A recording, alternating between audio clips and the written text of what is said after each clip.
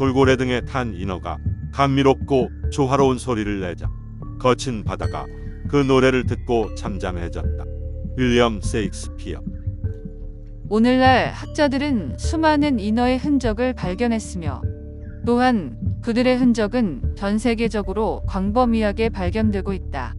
역사적으로는 콜럼버스, 세익스피어, 도요토미 히데요시 등 역사상 매우 유명한 인물들을 포함한 많은 사람들이 인어를 목격했다는 기록이 있으며 세계적으로 유명한 인어 발견 기록과 일부 인어 미라들은 오늘날까지 잘 보존되어 있다.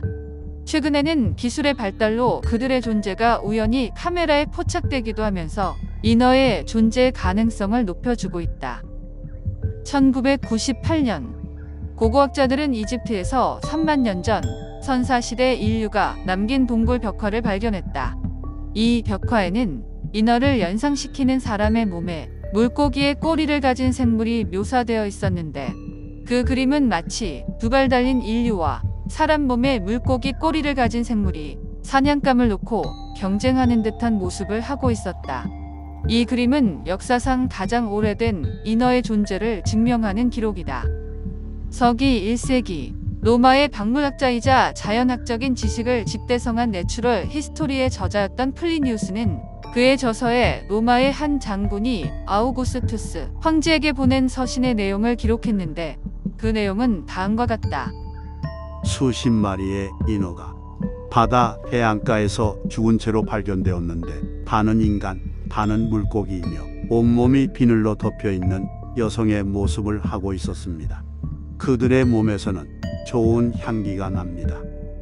서기 5세기 그리스 서양의 구전과 민담에 등장하는 동식물에 관련한 상세한 정보를 그림과 함께 기록한 피지올로구스에는 인어의 모습과 성질에 대해 다음과 같이 묘사되어 있다. 바다에는 수많은 인어가 있고 그들의 상반신은 어린 여인과 같지만 배꼽 아래로 갈수록 지느러미가 자라는 물고기와 비슷하다. 불확실한 곳에 살고 있는 이 이상한 생물은 매우 감미로운 공명하는 목소리를 가지고 있지만 매우 위험하다. 그 목소리는 선원들이 항해하는 것을 잊게 만들고 잠에 빠지게 만든다. 선원들이 모두 잠들면 배를 소용돌이 속으로 빠지게 만들지만 현명하고 슬기로운 사람은 안전하게 돌아올 수 있었다. 그들은 온 힘을 다해 인어들의 유혹에서 벗어나야 했다. 이 기록의 내용과는 완전히 반대의 기록도 존재하는데 13세기 중반 영국에서 쓰여진 더 킹즈 미러라는 서적에는 그린란드 해안에서 발견된 인어로 추정되는 생물에 대해 상세하게 소개하고 있다. 이 생물들은 종종 큰 폭풍이 오기 전에 나타난다. 손에는 물갈퀴가 달려있어 빠르게 헤엄칠 수 있다. 사람을 닮았지만 허리 아래가 독특한 이 생물은 비늘과 꼬리 지느러미가 있어 물고기와도 비슷하다. 그들은 날카로운 눈, 넓은 이마, 턱까지 닿는 귀, 갈라진 턱을 가진 매우 무서운 생김새를 가지고 있었지만 오히려 선원들은 그들을 만나면 폭풍우 속에서도 안전할 것이라고 믿었기에 좋은 징조라고 여겼다. 그들은 수중에 있다가 수면 위로 올라와 물고기 떼와 장난치며 논다. 1493년 크리스토퍼 콜럼버스는 도미니카에서 인어를 보았다는 기록을 남겼다. 콜럼버스와 선원들은 인도로 가는 더 빠르고 안전한 경로를 찾던 중 우연히 카리브 해의 군도를 발견했다. 그해 1월 그는 일기에 3명의 여자 인어를 보았다고 기록했는데 그녀들은 아름답진 않지만 인간을 매우 닮은 얼굴을 가지고 있었다고 한다. 콜럼버스는 이 사건을 두고 우리는 신화적 생물과 대면한 것이 확실하다 라고 기록에 남겼다. 1608년 영국의 유명한 항로 개척자인 헨리 허드슨은 노르웨이 연안에 도착하여 추운 북부 해역을 탐험했다. 이곳에서 그의 선원 중 한 명이 인어를 만났는데 그는 일기에 다음과 같이 기록했다. 오늘 아침 우리 선원 중 한 명이 가판 너머를 바라보고 있는 인어를 보았다. 인어는 배꼽 위 상체가 여성의 것과 같았고 배꼽 아래는 푸른색의 얼룩덜룩한 비늘에 덮인 지느러미를 가지고 있었다. 그녀의 피부는 매우 하얗게 빛났으며 검은색의 긴 머리가 어깨너머로 늘어져 있었는데 그녀가 다시 바닷속으로 잠수할 때의 그 모습은 마치 돌고래와 같았다. 동양의 인어. 중국인들은 고대로부터 인어의 존재를 인정하고 있으며 산해경, 훈문기, 요이제이, 수신기 등에는 인어에 대한 자세한 내용이 기록되어 있다. 중국에서 가장 오래된 지리서인 산해경의 기록에 따르면 중국인들은 인어를 교인이라 불렀으며 그들은 가끔씩 눈물을 흘리기도 하는데 그 눈물은 진주 구슬이 된다고 한다. 교인들은 물고기처럼 물에 살면서 비단 짜기를 좋아한다고 전해지는데 교인이 짠 비단은 교초 혹은 용사라고 불리며 그 가격이 100여 금이나 되어 이것으로 옷을 만들면 물에 들어가도 젖지 않는다고 한다. 중국 서진 시대에 지필된 박물지에도 이와 비슷한 기록이 있는데 그 내용은 다음과 같다.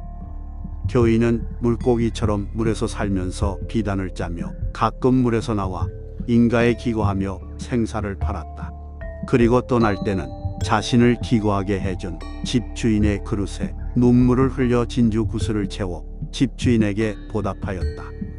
이 밖에도 요제지, 훈문기 등에 따르면 교인은 스스로 짠 진물이나 진주를 남쪽 바다에 사는 귀신 상인에게 팔았다고 한다.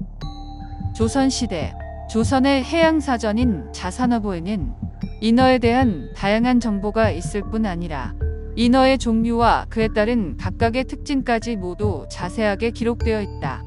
자산어보에 기록된 인어는 총 5종류가 있는데 그것은 제어, 예어, 여거, 교인, 여인, 인어이다. 저자인 정약전은 자산어보에 다음과 같은 기록을 남겼다. 지금 서남해에는 2종류의 인어가 있는데 하나는 상광어이며 그 모양의 얼굴은 사람이 웃는 것처럼 생겼고 몸도 사람을 닮아 2개의 가슴을 가졌다. 이는 본초에서 말하는 해돈어이다. 다른 하나는 옥붕어이며 길이가 8자나 되는데 몸은 보통 사람과 같고 머리는 어린아이와 같으며 턱수염과 머리카락은 치렁치렁 아래로 드리워졌다. 이 생물의 하체는 암수의 구별이 있어 사람의 남녀와 서로 매우 닮았다. 조선시대의 기록을 살펴보면 이러한 인어에 대한 자세한 목격담이 많은데 조선 중기의 문신 유몽인이 쓴 어우야담에는 김빅령이라는 헬령이 한 어부한테서 들은 상세한 인어 이야기가 실려 있다. 그 내용은 다음과 같다. 김빅령이 흑곡현의 혈령이 되어 해변에 있는 한 어부의 집에서 묵은 적이 있었다. 어부에게 무슨 고기를 잡았느냐고 물으니 어부는 어떤 마을 사람이 낚시를 하다가 인어 6마리를 잡았는데 그중 2은 창에 찔려 죽었고 나머지 4은 살아 있습니다. 라고 대답했다. 이에 김빅령이 그곳에 가보니 실제로 인어가 있었다. 인어의 모습은 얼굴이 깨끗하고 고왔으며 코가 어둑하고 귓바퀴가 있었다. 또한 눈은 흑백이 분명하고 몸엔 약간 붉은색과 하얀색도 있었으며 등에는 검정 무늬가 있다. 남녀의 음양 부분도 사람과 다름이 없었으니 사람 무릎에 앉히면 정말 사람이라고 착각할 정도이다. 인어가 하얀 눈물을 비오듯 흘리자 이에 김빅령이 불쌍하게 생각해 놓아주려 했다. 이에 어부가 놀라며 말하길 인어 기름은 고래기름보다 월등히 비싸고 오래 두어도 상하지 않는다며 놓아주지 않으려 했다.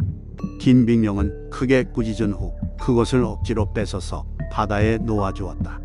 그러자 인어는 거북이나 자라처럼 헤엄쳐서 바다로 돌아갔다.